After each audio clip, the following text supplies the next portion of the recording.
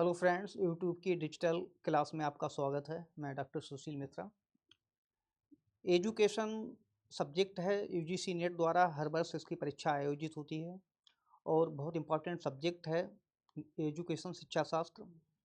शिक्षा शास्त्र सब्जेक्ट जो है, इसमें जो सिलेबस है, सिलेबस के अकॉर्डिंग बहुत महत्वपूर्ण क्वेश्चन पूछे जाते हैं और कुछ क्वेश्चन हैं, आज मैं आपको एक मॉडल पेपर के माध्यम से इन क्वेश्चन पर आपके साथ डिस्कस करूंगा। इम्पॉर्टेंट क्वेश्चन है और आप जुड़े रहिए। और यदि कोई भी एस्पिरेंट्स है, कैंडिडेट्स हैं जो एजुकेशन नेट में एग्ज़ाम दे रहे हैं, जैसा कि आप लोग जानते हैं 6 महीने में एग्ज़ाम होता है यूजीसी नेट का और एनटीए द्वारा ये परीक्षा आयोजित की जाती है। चूँकि ऑनलाइन पेपर होता है तो थोड़ा पेपर का जो पैटर्न है कठिन हो गया है। क्वेश्चन काफ़ी कॉम्प्रिहेंसिवली पूछे जाते हैं, व्यापक रूप से पूछे जाते हैं। तो एक प्रयास है कि हम किस तरीके से आपकी हेल्प कर सकता हूँ, क्योंकि मैंने एजुकेशन में यूजीसी नेट किया है और पीएचडी की है और पिछले 12-13 साल से बीएड कॉलेज में शिक्षा शास्त्र सब्जेक्ट को पढ़ा रहा हूँ। तो कुछ इम्पॉर्टेंट क्वेश्चन हैं जो मैं आप लोगों के साथ डिस्कस करूँगा। इम्पॉर्टेंट क्वेश्चन हैं और आप लोग जुड़े रहिए और पूरे वीडियो को ज़रूर देखें। ये केवल आपको एजुकेशन सब्जेक्ट में ही हेल्प नहीं पहुँचाएँगे, या फिर तो जो बच्चे अन्य परीक्षाओं की तैयारी कर रहे हैं, जो विभिन्न प्रदेशों में परीक्षाएँ आयोजित होती हैं, जैसे सीटेट की परीक्षा ले लो, जो सेंट्रल टीचर एलिजिबिलिटी टेस्ट है, या अन्य राज्यों की जो टेट परीक्षाएँ होती हैं, टीचर एलिजिबल टेस्ट एग्ज़ाम होते हैं, अथवा यूजीसी नेट एनटीए द्वारा जो परीक्षा आयोजित होती है और विशेषकर एजुकेशन सब्जेक्ट में। साथ ही साथ यूपी पीएससी तथा विभिन्न राज्यों की पीएससी एग्जाम में भी यहाँ से क्वेश्चन पूछे जा सकते हैं, क्योंकि जैसे राष्ट्रीय शिक्षा नीति 1986 हो गई, कोठारी कमीशन हो गया, अथवा ज्ञान आयोग हो गया, राष्ट्रीय ज्ञान आयोग हो गया, जिसको हमने नेशनल नॉलेज कमीशन के नाम से जानते हैं। तो बहुत सारे ऐसे टॉपिक हैं जो जहाँ से क्वेश्चन सभी परीक्षाओं में पूछे जाते हैं, वो केवल चाहे टीचर से रिलेटेड एग्जामिनेशन हो या यूपी पीएससी अथवा जो स्टेट लेवल पर पीसीएस एग्जाम होते हैं, वहाँ से भी क्वेश्चन पूछे जाते हैं। तो चलिए स्टार्ट करते हैं। बहुत इंपॉर्टेंट क्वेश्चन है, 20 क्वेश्चन है और इम्पॉर्टेंट क्वेश्चन है, तो प्लीज कंटिन्यू कीप वाचिंग। पहला क्वेश्चन है हमारा, देखते हैं। राष्ट्रीय ज्ञान आयोग से ही पहला क्वेश्चन रिलेटेड आया है। राष्ट्रीय ज्ञान आयोग एनकेसी नेशनल नॉलेज कमीशन 2005-6 की मुख्य सिफारिश थी। तो यहाँ पर जो रिकमेंडेशन है जो एनकेसी द्वारा दी गई थी, तो उनको हम देखते हैं। पहला है बौद्धिक संपन्नता अधिकारों से जुड़ी संस्थाओं के प्रबंधन में सुधार करना।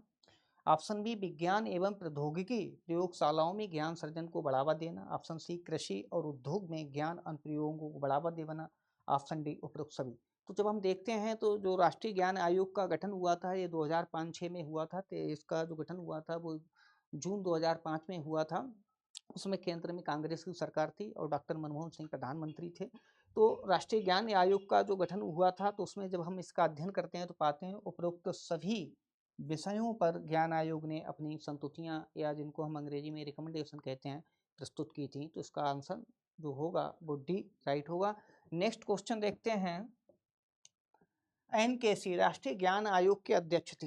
इंपॉर्टेंट है ये भी, यहाँ से भी क्वेश्चन पूछे जा सकते हैं। तो राष्ट्रीय ज्ञान आयोग के जो अध्यक्ष थे वो सैम पित्रोदा थे, इसलिए यहाँ पर बहुत ज़्यादा भ्रमित होने की जरूरत नहीं है, सैम पित्रोदा को याद रखना है।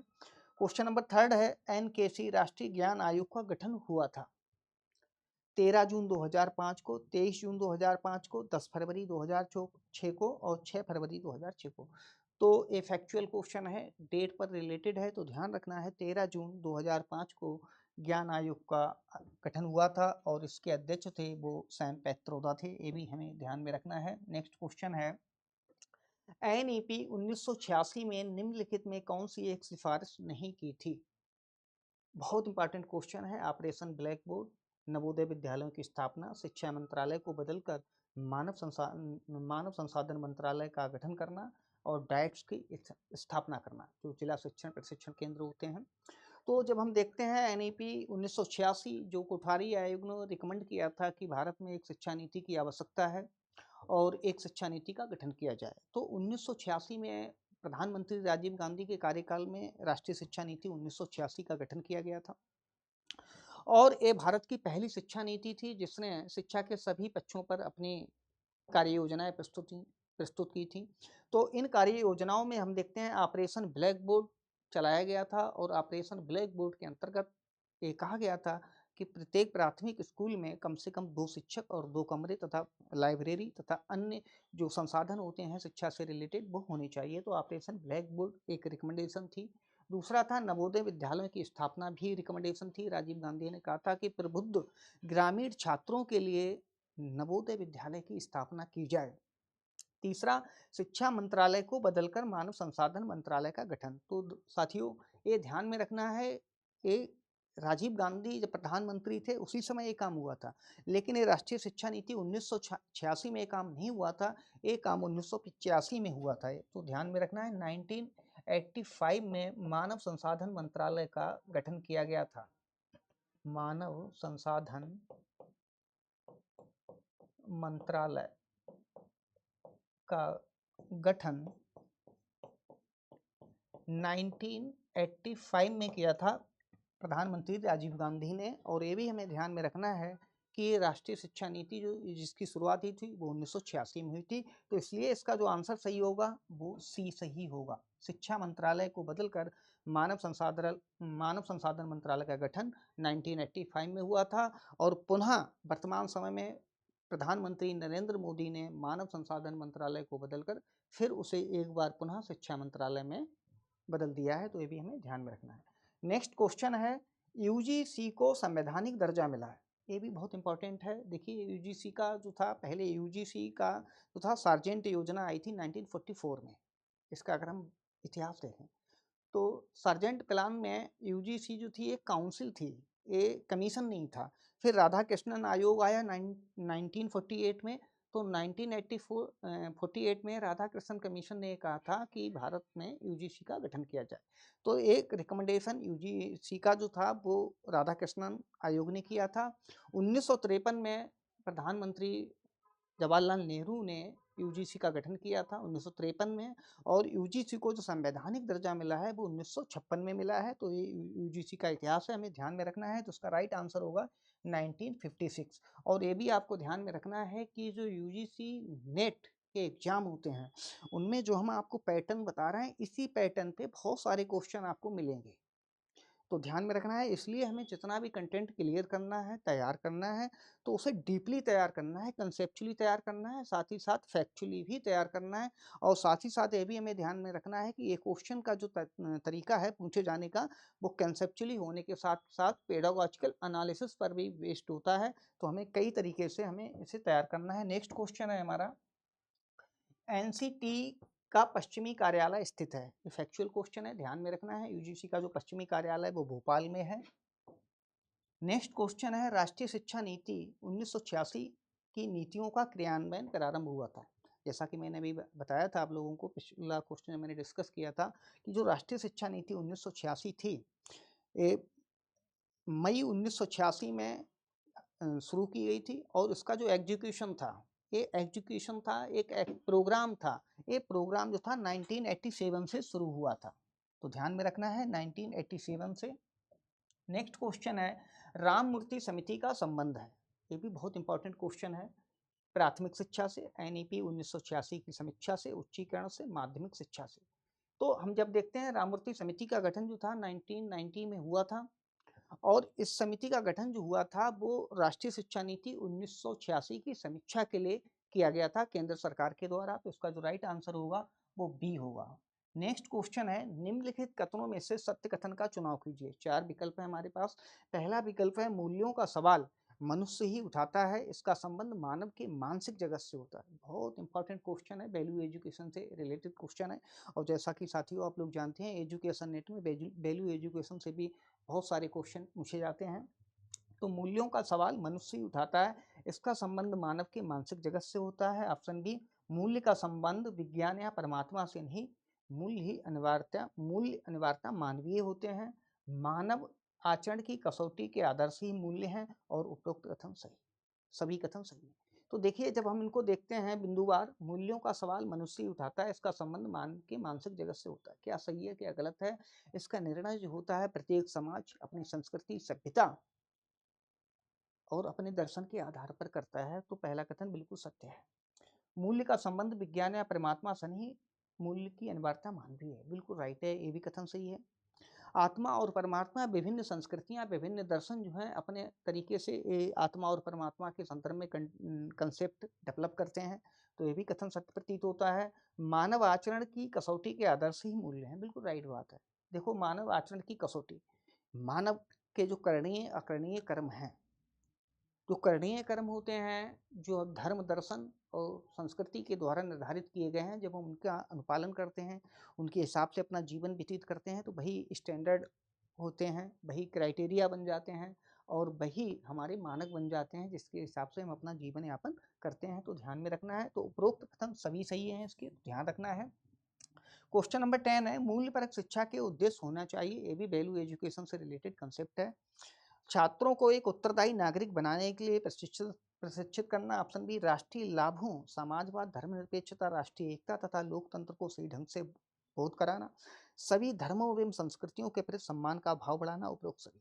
तो मूल्य शिक्षा के उद्देश्य यही है कि हम अपने जब हम बिंदुवार देखते हैं, छात्रों को उत्तरदायी नागरिक बनाने के लिए प्रशिक्षित करना। वर्तमान समय में डेमोक्रेसी है, संवैधानिक नियमों के तहत हमें अपना जीवन यापन करना होता है। तो जो प्रजातांत्रिक शिक्षा के उद्देश्य हैं, वो यही उद्देश्य हैं कि हम एक कुशल नागरिक की तरह जिए। तो पहला वो बिंदु सही है। दूसरा, राष्ट्रीय लाभों जैसे समाजवाद, धर्मनिरपेक्षता, राष्ट्रीय एकता, लोकतंत्र को सही ढंग से बोध कराना, ये बहुत बड़ा वर्तमान समय में उद्देश्य है भारतीय शिक्षा का। समाजवाद क्या है, धर्मनिरपेक्षता क्या है और किस तरीके से हम जो नेशनल इंटीग्रेशन है उसका विकास कर सकते हैं, तो ये उद्देश्य है, ये भी मूल्य है, वैल्यू है। सभी धर्मों एवं संस्कृतियों के प्रति सम्मान का भाव बढ़ाना, बिल्कुल ये भी हमारी भारतीय संस्कृति की विशेषता रही है। सर्वे भवन्तु सुखिनः, सर्वे सन्तु निरामया के आदर्शों पर हम चलते हैं, तो इसलिए ये भी स्टेटमेंट राइट प्रतीत होता है। तो उपरोक्त कथन डी राइट होगा, इसका सभी कथन सत्य है। नेक्स्ट क्वेश्चन देखते हैं, क्वेश्चन नंबर 11।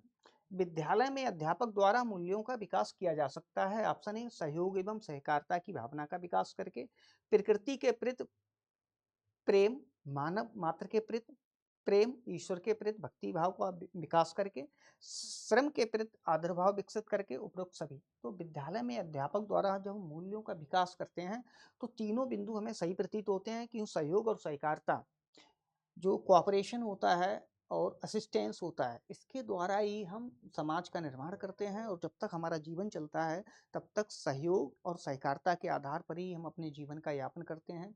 क्योंकि अरस्तु ने कहा था कि मनुष्य समाज के बाहर मनुष्य का अस्तित्व नहीं है, समाज के बाहर या ईश्वर का अस्तित्व हो सकता है या प्रेत का अस्तित्व हो सकता है। यदि हम मनुष्य हैं तो हमारा समाज में ही अस्तित्व होगा। तो राइट आंसर है, ऑप्शन है प्रकृति के प्रति प्रेम, मानव मात्र के प्रति प्रेम, ये सब हमारे मूल्य हैं और इनका विकास होना चाहिए।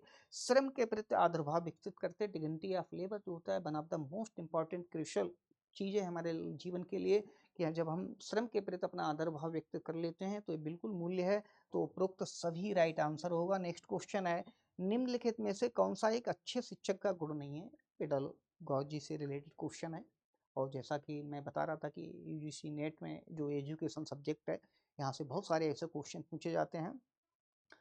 तो संबद्धता, अनुकूलता, कठोरता, रोचकता, तो जैसा कि है एफिलिएशन होना चाहिए बिल्कुल, अडॉप्टेशन होना चाहिए। और जो कठोरता जीवन में किसी भी पक्ष में ये पॉजिटिव नहीं होता है, तो ये नेगेटिव ही होता है। तो हमें ध्यान में रखना है, कठोरता नहीं होना चाहिए, रोचकता बिल्कुल होनी चाहिए।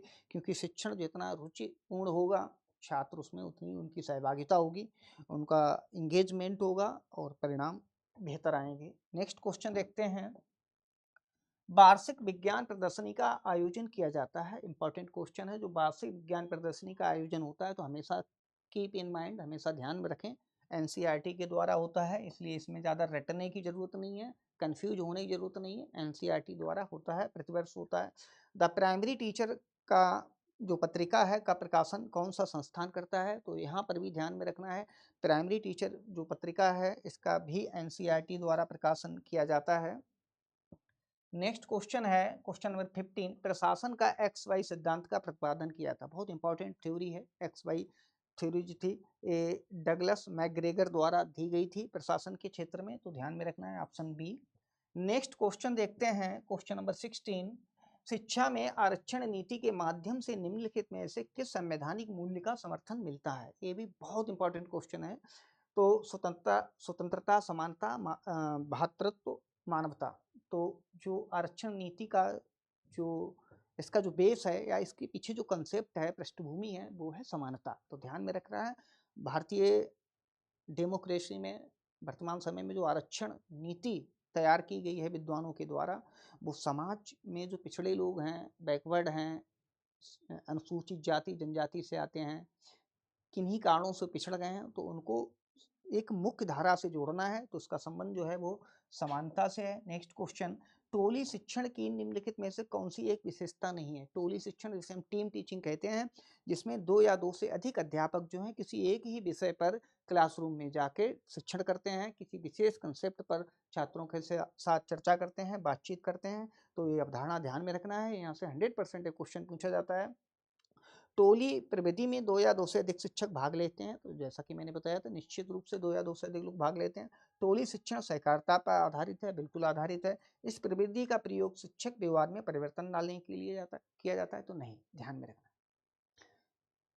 जो शिक्षक व्यवहार में परिवर्तन लाने के लिए जिस इनोवेशन का या नवाचार का प्रयोग होता है, वो माइक्रो टीचिंग, जिसे हम सूक्ष्म शिक्षण कहते हैं, अनुकरणीय शिक्षण होता है, ब्लॉक टीचिंग होती है। तो ये इसका राइट आंसर सी होगा, ये हमें ध्यान में रखना है। नेक्स्ट क्वेश्चन, क्वेश्चन नंबर 18, मानव संसाधन मंत्रालय की स्थापना हुई थी। ये क्वेश्चन पहले भी मैंने चर्चा की थी। मानव संसाधन मंत्रालय की जो स्थापना हुई थी वो 1985 में हुई थी, और उस समय केंद्र में कांग्रेस की सरकार थी और प्रधानमंत्री राजीव गांधी थे। तो ध्यान में रखना है 1985 में, और 1986 में राष्ट्रीय शिक्षा नीति 1986 का जो था वो संसद में प्रस्ताव पारित हुआ था। नेक्स्ट क्वेश्चन है 20 नंबर है, और ये क्वेश्चन ऐसा क्वेश्चन है जो कई बार यूजीसी नेट के एग्जाम में पूछा गया है। और ये यूजीसी नेट का जो पेपर होता है, जो 8 साइड के सब्जेक्ट होते हैं, उनमें जो फर्स्ट पेपर होता है जिसमें 50 क्वेश्चन पूछे जाते हैं, वहाँ पर भी ये क्वेश्चन पूछा जाता है, कंप्यूटर से रिलेटेड है। और साथ ही साथ एक क्वेश्चन जो है उन जो सब्जेक्ट में जो छात्र जो है एजुकेशन में अपना पेपर दे रहे हैं, जिसका सब्जेक्ट कोड 09 है, वहाँ पर एक क्वेश्चन निश्चित रूप से पूछा जाता है, इंपॉर्टेंट है। MOOC, जिसे हम मूक भी पढ़ते हैं, का विस्तृत रूप है massive open online course, mastery over online course, massive original online course, massive over online course. तो ध्यान में रखना है, जो मूक है वो मैसिव ओपन ऑनलाइन कोर्स है, डिस्टेंस एजुकेशन के लिए एक बनाई गई साइट है। तो ध्यान में रखना है, इसका आंसर जो होगा वो ए होगा। तो साथियों, ये 20 क्वेश्चन थे, बहुत इंपॉर्टेंट क्वेश्चन है। साथ ही जो लोग एजुकेशन नेट की तैयारी करना चाहते हैं, तो वो हमारे चैनल को सब्सक्राइब भी कर लें। और आप अगर ऑनलाइन कोर्स लेना चाहते हैं तो जीत IAS से आप जुड़ें, और जो हमारे कंटेंट नंबर हैं उन पर आप हमसे बात कर सकते हैं। और एजुकेशन सब्जेक्ट में जितना भी सिलेबस है वो पूरा कराया जाता है। तो ऑनलाइन भी आप कोर्स ले सकते हैं, साथ ही साथ चैनल से भी आपको लाभ मिल सकता है। तो प्लीज़ जुड़े रहिए, सब्सक्राइब कर लीजिए। थैंक यू, धन्यवाद।